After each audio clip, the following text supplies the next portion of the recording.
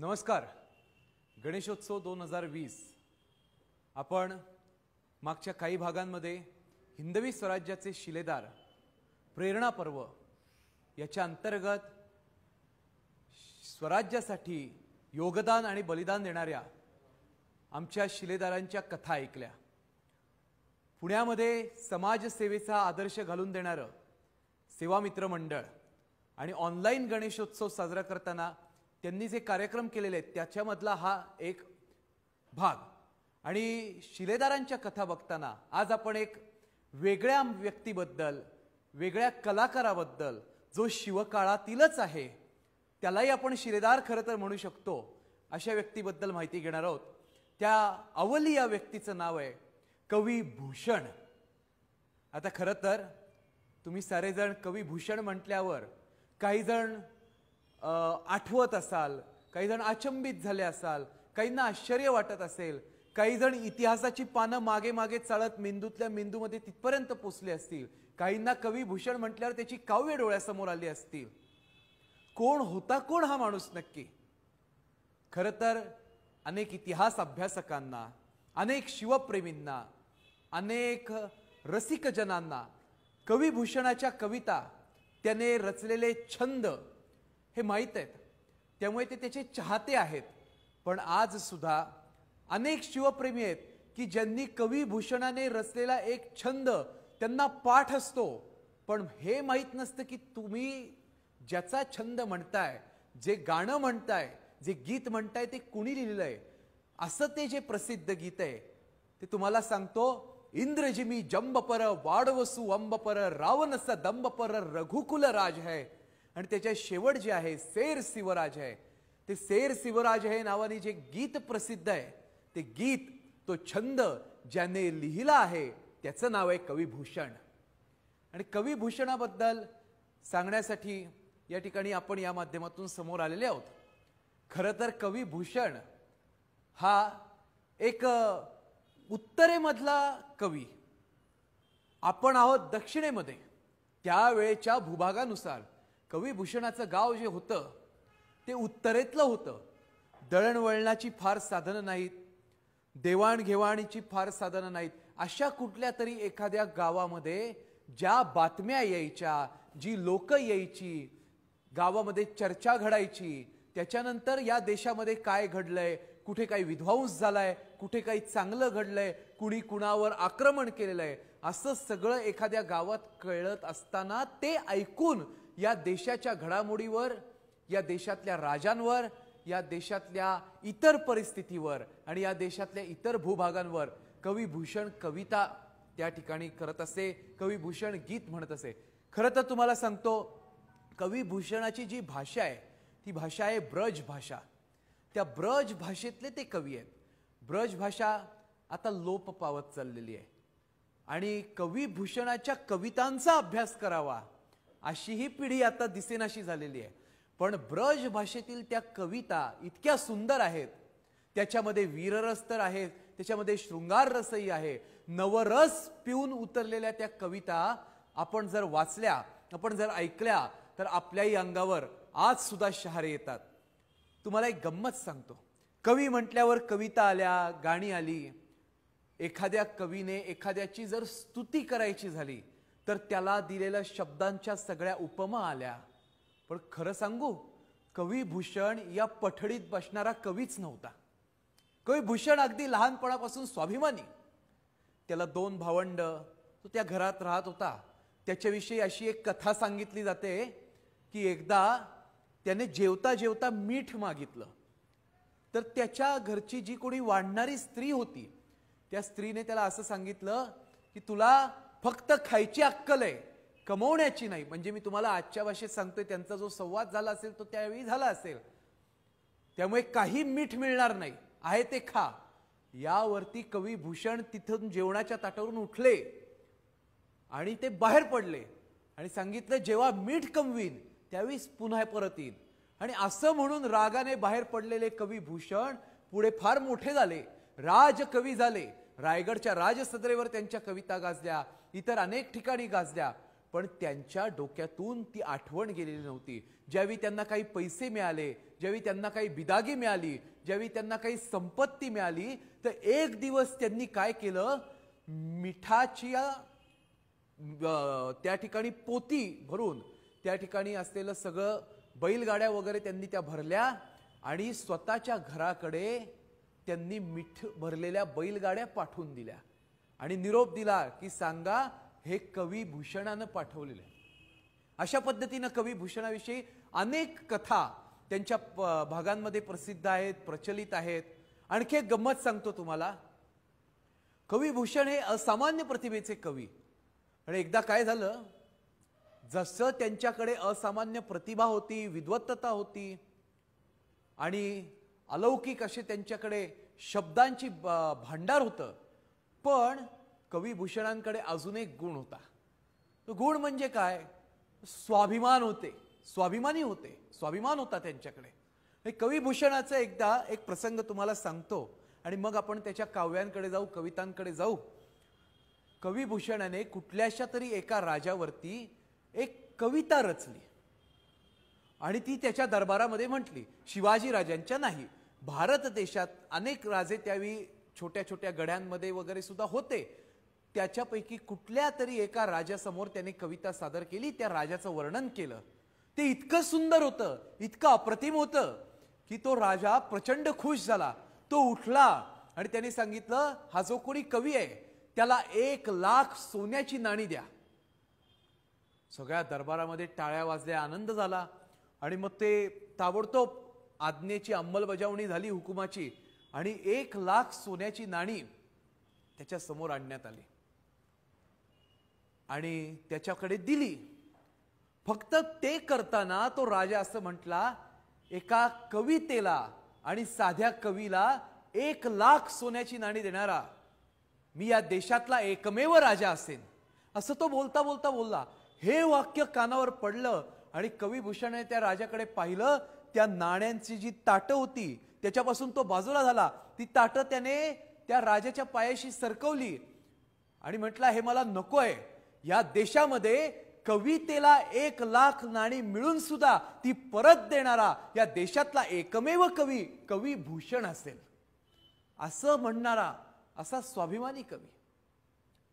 तुम्हाला बोललो, अफाट विद्वत्ता तथा त्याच्याकडे होती, ज्ञानाचं भांडार होतं, शब्दसंपत्ती होती, ज्ञान होतं चारी बाजूंचं.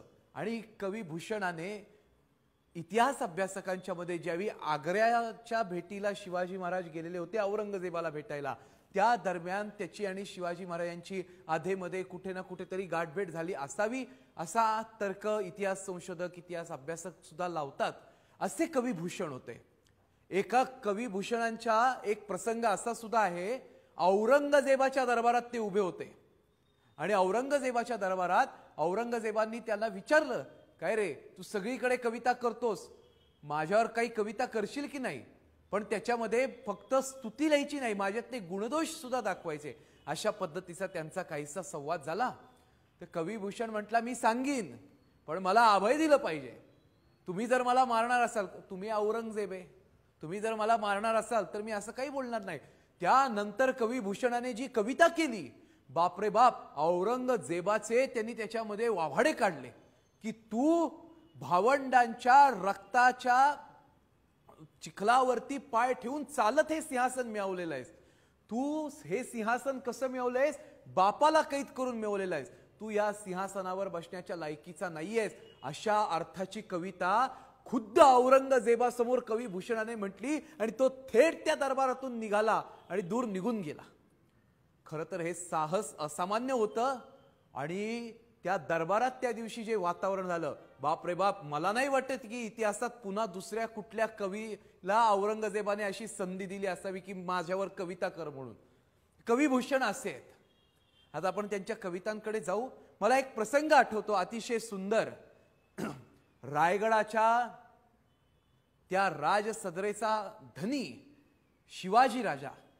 शिवाजीराजे रायगडावरती देवदर्शनाला जगदीश्वराच्या मंदिरात जायचे आणि असा तो सगळा काळ चाललेला होता राज्याभिषेकाच्या आधीचा. आणि शिवाजी राजांना भेटण्यासाठी त्यांना शोधत शोधत त्यांच्यावर काही कविता करत कवी भूषण हे रायगडावरती आलेले होते. एकदा काय झालं, ते रायगडाच्या जगदीश्वराच्या मंदिरात शिरले आणि तिथे बरीचशी लोक बसलेली होती. कवी भूषणाचा त्या ठिकाणी परिचय झाला की आम्ही कवी आहोत. मग त्याची ओळख झाली आणि त्याला कुणीतरी सांगितलं, ठीक आहे, तू रायगडावर ज्या राजांना भेटण्यासाठी आलायस त्या राजावर केलेली एखादी कविता तरी आम्हाला ऐकव. हे ऐकल्यावर कवी भूषणानं त्या लोकांना लगेच होकार दिला. तिथे आमच्या लोकांमधली सगळी मंडळी होती. अष्टप्रधानातले 2-3 जण होते, काही सरदार होते, काही पुरोहित होते, काही मावळे होते. आणि कवी भूषण त्या रायगडच्या जगदीश्वराच्या मंदिरामध्ये उभे राहिले आणि त्या मंदिराच्या त्या समोरच्या शिवपिंडी समोरच्या त्या प्रांगणामध्ये ते उभे राहिलेले असताना त्यांनी अत्यंत भारदस्त आवाजामध्ये त्यांनी केलेली जी शब्दरचना जी अजरामर झाली ती तिथे सादर केली. आणि ते म्हटले, इंद्रजिमी जंबपर बाड़वसु अंबपर रावणस दंबपर रघुकुल राज है पौनबारी बाहपर संबुरती नाहपर जो सहस बाहपर राम द्विज राज है दावा द्रुमदंड पर चितामृग झुंड पर भूषणवी तुंड पर जैसे मृगराज है तेजतम अंश पर कान जिमी कंस पर अरे त्योमलेंछ बंश पर शेर शिवराज है, शेर शिवराज है. हे ऐकल्याबरोबर त्यातल्या काही लोकांना त्या कवितेचा अर्थ नाही कळला, पण ज्या तडफेनी ज्या ताकदीने कवी भूषण शेवट म्हटले त्योमलेंछ बंश पर शेर शिवराज है, म्हणजे त्यांना नंतर अर्थ विचारल्यावर त्यांनी सांगितलं शेवटच्या कडव्याचा अर्थ असा की जसा कृष्ण कंसाला मारतो त्या पद्धतीने या देशावरती आक्रमण केलेल्या म्लेच्छांवर शिवाजी राजा तुटून पडलेला आहे. शिवाजी राजा सिंहासारखा आहे, शेर शिवराज आहे. ती कविता, तो ठेका, ते शब्द आणि त्याचं सादरीकरण अशा पद्धतीने होतं की त्या जगदीश्वराच्या प्रांगणातली त्या मंडपातली माणसं शहारून गेली. तिथे मध्ये एक व्यक्ती बसलेली होती. त्या व्यक्तीने उठून सांगितलं, हे पुन्हा म्हणा. आता त्यांची आज्ञा झाली, सगळ्यांनी सांगितलं पुन्हा म्हणा. कवी भूषण पुन्हा उभा राहिला, पुन्हा तीच कविता सादर केली. इंद्रजिमी जंबपर बाड़वसु अंबपर रावणस दंबपर रघुकुल राज है पौनबारी बाहपर संबुरती नाहपर जो सहस बाहपर राम द्विज राज है दावा द्रुमदंड पर चितामृग झुंड पर भूषणवी तुंड पर जैसे मृगराज है तेजतम अंश पर कन्न जिमी कंस पर त्योमलेंछ बंश पर शेर शिवराज है, शेर शिवराज है. आणि मग जो माहोल झाला तिथल्या त्या लोकांनी आणि त्या व्यक्तीने कवी भूषणाला ही एक कविता इतकी आवडली की सलग 9 वेळा म्हणायला लावली. 9 वेळा कविता ऐकली आणि मग त्याला सांगितलं, तुला जर शिवाजी राजांना भेटायचं असेल तर तू उद्या या वेळेमध्ये राज दरबारात ये. सकाळी कवी भूषण उठला. ज्या राजाची कीर्ती उत्तरेत ऐकायला मिळत होती, ज्या राजाच्या कीर्तीचे पोवाडे इथले शाहीर गातात, तसा उत्तरेतल्या भाषेमध्ये त्यांनी काव्य केलेलं होतं. त्या राजाला भेटण्याची त्याची वेळ जवळ आली. सकाळी तो उठला, गेला दरबारात आणि मग शिवाजी राजे येणार. त्यांच्या आगमनाची वर्दी झाली, चाऊल झाली. त्याच्या पहारेकऱ्यांनी खुणा केल्या. सगळेजण कमरेमध्ये वाकले आणि शिवाजी महाराज आत प्रवेशले. कवी भूषणाला आश्चर्याचा धक्काच बसला. तोही पटकन वाकला. त्याने मुजरा केला. काल जगदीश्वराच्या प्रांगणामध्ये ज्या व्यक्तीने ही कविता 9 वेळा म्हणायला लावली तीच व्यक्ती साक्षात छत्रपती शिवाजी महाराज होते. हे ज्यावेळी कवी भूषणाला कळलं, भूषण मनापासून त्या ठिकाणी आणला. त्याच्या डोळ्यामध्ये भावाश्रू तरळले. काय वाटलं असेल, म्हणजे खरं तर माझ्याही मनात हा प्रश्न येतो, तुम्हालाही पडेल, की कवी भूषणाला शिवाजीराजांनी ती कविता वारंवार म्हणायला लावली आणि दुसऱ्या दिवशी त्याला कळलं की आपण ज्याच्यासाठी इथवर आलोय तोच हा राजा आहे.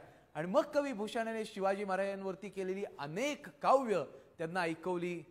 त्यानं रायगडाचं वर्णन केलेलं आहे, त्याने सिंहगडावरच्या लढाईचं वर्णन केलेलं आहे. त्याने कवी भूषणाने अनेक कविता त्या ठिकाणी सादर केल्या. त्या प्रत्येकाला आवडल्या. रायगडच्या राजदरबाराचं त्यांनी वर्णन जे केलेलं होतं, जगदीश्वराचं वर्णन केलेलं होतं. जसं मी आता तुम्हाला सांगितलं की ती इंद्रजिमी जंबपर कविता त्याला एवढ्या वेळा म्हणायला लावली, तशीच त्याची अनेक काव्य आहेत. पण त्याची काही निवडक 2-3 काव्य मी तुम्हाला सांगतो. कवी भूषणाचं एक काव्य फार प्रसिद्ध आहे की शिवाजी राजा तू काय केलंयस, अशा अर्थाचं ते वाक्य आहे. त्याच्यामध्ये असं लिहिलेलं आहे, म्हणजे त्याचा अर्थ असा की अफजल खानापासून अनेक जणांना तू संपवलंस जे स्वराज्याचे शत्रू होते. इंग्रज, डच, पोर्तुगीज यांची जहाजं जी आम्हाला त्रास द्यायला समुद्र वाटे यायची ती आता उलटी पलटी झालेली आहेत, कारण आता मराठ्यांचा आरमार त्यांच्यावरती वर्चस्व राखतंय. आणि जी लोक आतापर्यंत शोधत होती की शिवाजी कुठे आहे आम्हाला दाखवा आम्ही त्याला पकडतो, ती लोक आता पळून निघालेली आहेत. शिवाजी राजा कुठे आहे मला सांगा आम्ही पळतो. अशा पद्धतीचा एक बदलाव, अशा पद्धतीचा एक राजकीय परिवर्तनाचा भाग आणि पराक्रम तू दाखवलेला आहे. रुस्तुज मेहमान वगैरे तू असे सगळे हुसकावून दिलेस. अशा पद्धतीचं एक सुंदर काव्य त्या कविभूषणाचं आहे. ते काव्याचे शब्द असे आहेत, अफजल खानक ही दाने माय दान मारो बिजापूर गोलकुंडा दरायू जराज है. म्हणजे तू अफजल खानाला ज्या पद्धतीने ठार केलंस ते बघून विजापूर, विजापूर म्हणजे आदिलशाही आणि गोलुकोंडा म्हणजे कुतुबशाही हे घाबरलेले आहेत. विजापूर गोलुकोंडा दरायू जराज है भूषण भनत फारसासी तो फिरंग मारी हवसी तुरकी डारे पलटी जहाज आहे. फिरंगी, फारसी, तुर्की या सगळ्यांची जहाज उलटी पालटी तू करून टाकलीस. देखत में रुस्तु मेजमान को छिन में खल्लास किया. रुस्तु मेजमानला तर तू क्षणात लोळवलंस. देखत में रुस्तु मेजमान को छिन में खल्लास किया. अले साल्लेर संगर की सुनाई जो आवाज है, साल्लेरचं रण तर तू असं मारलंस की त्याची हुंकार, त्याची युद्ध गर्जना अजून सुद्धा उमटतात. साल्लेर संगर की सुनाई जो आवाज है चौकी चौकी चकता कहूंदा ते चहायारो अरे लेत रहो खबरी कहालो शिवराज है, कहालो शिवराज है. अफजल खान कही दाने माय दानो मारो बिजापूर गोलुकोंडा दरायू जराज है भूषण भनत फारसासी तो फिरंग मारी हबसी तुरकी डारे पलटी जहाज है. देखत में रुस्तु मेजमान को छिन में खलास किया. सालेर संगर की सुनाई जो आवाज है चौकी चौकी चकता कहूंदा ते चहायारो अरे लेत रहो खबरी कहालो शिवराज है, कहालो शिवराज है. काय शब्द आहेत, काय प्रतिभा आहेत. मी तर कायम म्हणतो असं, एक शिवाजी राजांवर आजपर्यंत असंख्य कवींनी कविता केल्या, अनेक शाहिरांनी पोवाडे लिहिले, रचले, गायले, पण ते आपल्या मराठी मातीतले होते, ते आपल्या सह्याद्रीतले होते. त्यामुळे शिवाजी राजांविषयी त्यांना आत्मीयता असणं, शिवाजी राजांविषयी त्यांना माहिती असणं आणि शिवाजी राजांविषयी त्यांना ज्ञान असणं, प्रेम असणं ही गोष्ट साहजिक होती. पण कोण कुठला उत्तरेतला कवी, त्याची भाषा ब्रज, पण त्याला त्या काळात शिवाजी महाराजांची कीर्ती एवढी समजली आणि सरस्वतीचा आशीर्वाद असल्याप्रमाणे त्यांनी ही काव्य लिहिली. मी तुम्हाला त्याचं अजून एक काव्य सांगतो, हे फार सुंदर आहे की हा एक वेगळा प्रकार आहे. तुम्ही बघा, माझी यूट्यूबवर, फेसबुकवर जी अनेक व्याख्यान आहेत त्याच्यात बऱ्याचदा राज्याभिषेकाचं वर्णन सांगताना खालनं हे काव्य बऱ्याचदा म्हणायला सांगतात. त्याचा प्रकार आहे छेकानुप्रास. अतिशय अवघड प्रकार. या छेकानुप्रास प्रकारामध्ये कवी भूषणाने शिवाजी राजांचं वर्णन केलेलं आहे. काय वर्णन आहे की दिल्लीचं दल तुला घाबरलं, तू सुरत लुटलीस, प्रचंड मोठे पराक्रम केलेस आणि तुझ्या पराक्रमाने औरंगजेब इतका घाबरला की कधीतरी तू येशील आणि त्यालाही मारशील अशी भीती औरंग्याला वाटली, म्हणून त्यानं दिल्लीचा दरबारच रद्द केला. अशा अर्थाचं काव्य. ते काय सुंदर आहे बघा, शब्दांची रचना बघा, कवी भूषणाची विद्वत्ता बघा. दिल्लीय दलन दबाई के शिव सरजा निरसंक लूटिलियो सुरती शहर बंकक करी अति डंक. बंकक करी अति डंक करी असं संक करी खल सोच चकित भरोच चलिय विमोच चखली खल. टठठई मन कठठई सो रठठिल्लियो सद्दत दिसीबाई मद्दत दवीबाई रद्दत दिल्लियो. औरंग रद्दत दिल्लियो. त्याने तुझ्या धाकानं दिल्लीचा दरबारच रद्द केला. काय गायला असेल तो त्या ठिकाणी.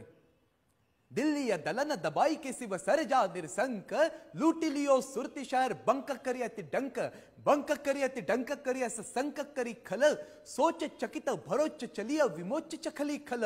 टठठई मन कठठई सो रठठिल्लियो सद्दत दिसीबाई मद्दत दवीबाई रद्दत दिल्लियो. औरंग रद्दत दिल्लियो.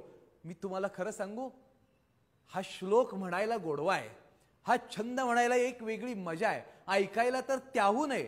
त्यातले यमक म्हणजे आजच्या भाषेत रायमिंग वर्ड्स ऐकायला तर अजूनच गंमत येते. पण शिवाजी राजांचं खरं वर्णन यात आहे. शिवाजी राजांची दहशत काय, शिवाजी राजांची ताकद काय त्यावेळेच्या हिंदुस्थानामध्ये. दिल्ली या दलन दबाई के शिवसर्जा निरसंक असं म्हटल्यानंतर शेवट त्यांनी सांगितलं की शिवाजी राजा तुझ्या धाकामुळे दिल्लीचा दरबारच रद्द झालेला आहे. अशा पद्धतीचं वर्णन म्हणजे शिवाजी राजांची कीर्ती इतकी दुमदुमली की त्यांच्या धाकामुळे दिल्लीचा दरबार रद्द करावा लागला असं ज्यावेळी एक कवी लिहितो त्यावेळी खरोखरच शिवाजी राजांची महानता आम्हाला समजते. अजून एक काव्य आहे त्याचं, ते काव्य असं आहे, आपण शिवतांडव ऐकतो. जटाटवी कलज्वल प्रवाह पावित स्वलय गलेव लंब्य लंबिता भुजंग तुंग मालिका मद मद मद मद निनाद पर्व चर्वयंकार चंड तांडव दनो शिव शिव. हे जसं शिवतांडव आहे, माझ्या मते याच्या रचना रावणाने केलेली आहे.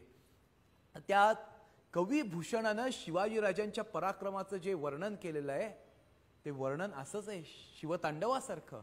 काय म्हटलंय की ह्या पृथ्वीच्या खंडावर जिथे अधर्म माजलेला होता अशा ठिकाणी शिवाजी राजा तू या राष्ट्राचं रक्षण केलंस आणि आता तुझ्या पराक्रमामुळे हे सगळं वातावरण संपलं आणि जिथे बघावं तिथे परक्यांचं निशाण नष्ट होऊन तुझं निशाण आम्हाला बघायला मिळते, हे भगवं निशाण बघायला मिळते. अशा पद्धतीचं ते शिवतांडव आहे. म्हणजे जर का तो रायगडचा राजदरबार असा सजला असेल आणि कविभूषण उभे राहिले असतील, समोर छत्रपती असतील आणि तिथे पखवाज दुमदुमला असेल, धतात धा तरीकडे धात धा तरीकडे तक धा तरीकडे तक तरीकडे तक धा तरीकडे धात धा धत धा धत धा, आणि मग कविभूषण म्हटले असतील ना की ने खंड खंड ते प्रचंड बल बंड वीर मंडन मही के अरि खंडन भूलाने हे ले ले दंडे छंडे मंडे मुख रंच कहू हे रत निसाने वहा कहान ठहराने है भूषण भनत नव खंड मही मंडल में अरे जहां जहां दिखे वहां शिवा के निशाने है, वहां शिवा के निशाने. जिथे बघावं तिथे तुझा भगवा झेंडा फडकतोय म्हटले. हे वर्णन आहे आणि हे ना आम्ही लिहिलं ना तुम्ही लिहिलं ना आपल्या पूर्वजांनी लिहिलं, हे एका उत्तरेतल्या कवीने लिहिलेलं आहे. म्हणजे शिवाजी राजांची कीर्ती खऱ्या पद्धतीची ज्याला ऐकायला मिळाली त्याने ती सत्यात उतरवलेली आहे. आणि मग तो पकवास दुमदुमला तिरकडे तक धा तिरकडे धा तिरकडे तक तिरकडे तक धा तिरकडे धा तिरकडे तक धा तिरकडे धा तिरकडे तक धा तिरकडे धा. कविभूषण अजून एक काव्य, साजी चतु रंग बीर रंग में तू रंग चढ़ी सरजा शिवाजी जंग चितन जलत है भूषण भनत नाद बिहादन गारन के नदी नद मद गैबर रन के रलत है ऐल पैल खैल मैल खलक में गैल गैल गजब की ठैल पैल सैल उसलत है तारसो तरनी धुनी धारा में लगत जिमी धारा धारा पारा पारा वारियो हालत है. शिवाजी राजांची चतुरंग सेना युद्धाला निघाली की काय होतं, थरथर थरथर थरथर धरणी माता हलते, समोरचा शत्रू भिवून पळून जातो. धारा धारा पारा पारा वारियो हालत आहे भूषण भनत भाग्य काशीपती विश्वनाथ. काय सुंदर शब्द आहे.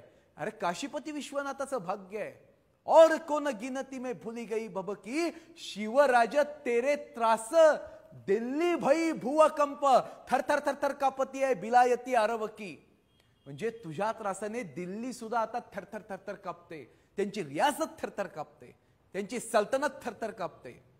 भूषण भनत भाग्य काशीपति विश्वनाथ और कोन गिनती में भूली गई भबकी शिवराज तेरे त्रास दिल्ली भयो भूकंप थर थर थर थर कापती है विरायती अरब की. काशी जी की कला जाती मथुरा मस्जिद बनती अगर शिवाजी न होते तो सुनत होती सबकी, सुनत होती सबकी. या एका वाक्यात कवी भूषणाने शिवाजी राजांचं महत्व सांगितलेलं आहे. शिवाजी राजांची महत्व, त्यांचा पराक्रम ऐकण्यासाठी आणि समजून घेण्यासाठी एवढं मोठं शिवचरित्र, एवढी मोठमोठी कागदपत्र यायची गरजच नाही. कवी भूषणाचं एक वाक्य बाद झालं, काशी जी की कला जाती मथुरा मस्जिद बनती अगर शिवाजी न होते तो सुनत होती सबकी. असे कवी भूषण आहेत. कवी भूषणांचं एक छोटंसं काव्य तुम्हाला सांगतो आणि या ठिकाणी कवी भूषणावरचा आजचा जो भाग आहे तो आपण समाप्त करू.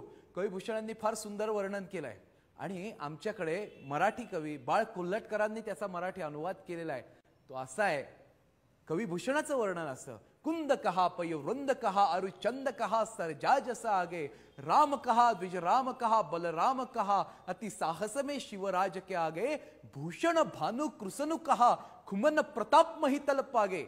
आणि त्याचं मराठी वर्णन असं आहे, कुंद कुठे पय वृंद कुठे, अरे शिववदनापुढती चंद्र कुठे, तुझ्या प्रतापा पुढे कुठे तो सूर्य, तो अग्नी कुठे, राम कुठे द्विज राम कुठे, समरी शिवा बलराम कुठे, साहसगामी शिवराया सम, विश्वामाजी झेप कुठे, विश्वामाजी झेप कुठे, असी ग्रहण के चले रण, छोड़ सब सुख साज, धर्म मंत्र पुरण पडे, धन्य शिवाजी राज, धन्य शिवाजी राज. एक खरा सरस्वती पुत्र ज्यानं कुठलीही तडजोड न करता, कुणावरही अन्याय न करता शिवाजी राजांच्या चरित्राच्या बाबतीत खऱ्या इतिहासाच्या पंक्ती लिहिल्या आणि शिवाजी राजांना एका वेगळ्या भाषेतल्या वर्णनाचा न्याय मिळवून दिला आणि शिवाजी राजांच्या वरती रचलेली ही अजरामर काव्य निर्माण केली. अशा महाकवी, रायगडच्या राजधानीतल्या राजसदरेवरच्या राजकवी कविराज भूषणाला माझा मानाचा मुजरा.